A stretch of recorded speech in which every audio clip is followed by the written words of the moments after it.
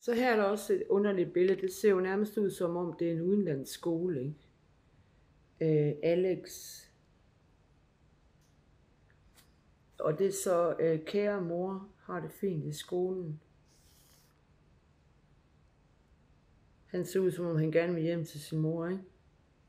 Jeg ved ikke om det kan være manipuleret.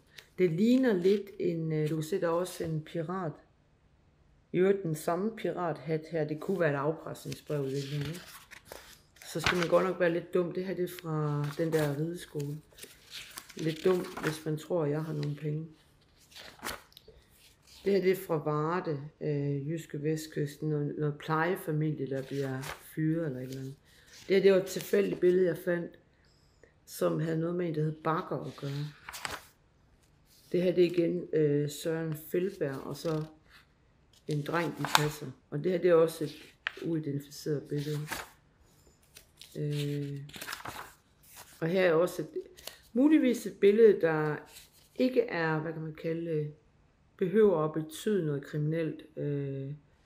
Det kan være et huggebillede for eksempel. Altså det kommer lidt an på nogle gange i kontekst. Altså hvis konteksten er, at der er sket noget, så bliver alle billederne jo ret interessante. Det er også et meget mærkeligt billede. Det er et falsk Facebook-side for US Forces, og det her over det er også falsk. Altså en falsk Facebook-side, men det ligner sgu Alex. Og det ligner, at nogen har prøvet at smadre ham, ikke?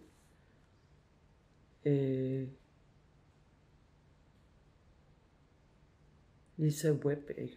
Altså det virker lidt useriøst. Og det kan også være manipuleret.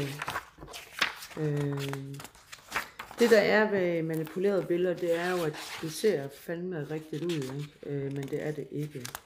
Det her, det er tit de breve, de har sådan en Greenway, som godt kan være ribet muligvis. Jeg leder lige efter noget her, men altså der var specielt i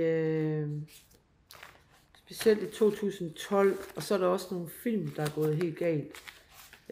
For eksempel Legion er en mærkelig film.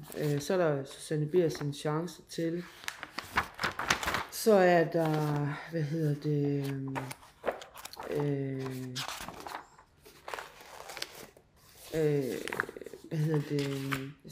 ja, der gik lidt inflation i film om børn.